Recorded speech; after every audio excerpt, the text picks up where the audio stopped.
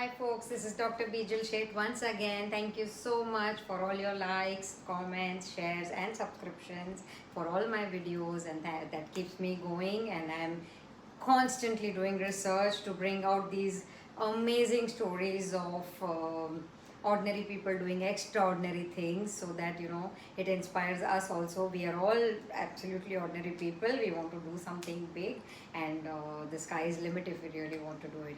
So today I'm going to tell you a story of Mahashay Dharampal Gulati.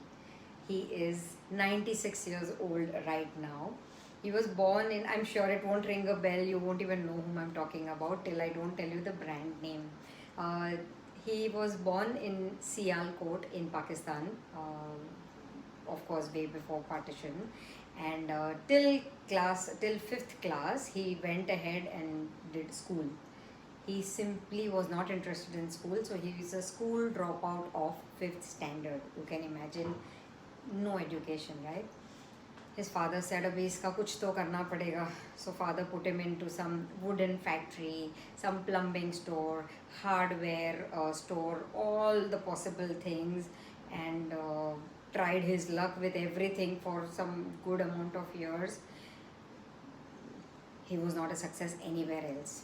In 1919, his father set up a small time shop in Sialkot itself in Pakistan, of masalas. Okay, it was called Mahasyan the Hati.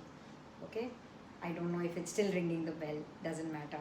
So it means that the shop of magnanimous people. Okay, so that was the masala shop, the regular masala, turmeric or chili powder, etc.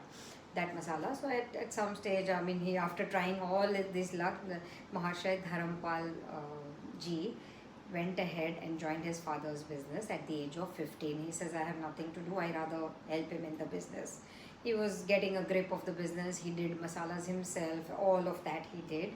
And then, of course, partition happened. So in the time of partition, they had to, obviously Hindus were not treated very well in Pakistan. They all had to migrate.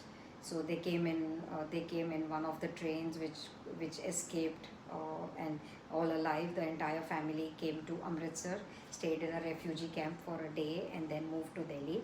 His father gave him 1500 rupees, and he had 1500 rupees to start all over the new life. From that, he bought, for 650 rupees, he bought a horse and a tonga, and started doing the tonga savari for 2 anna per ride.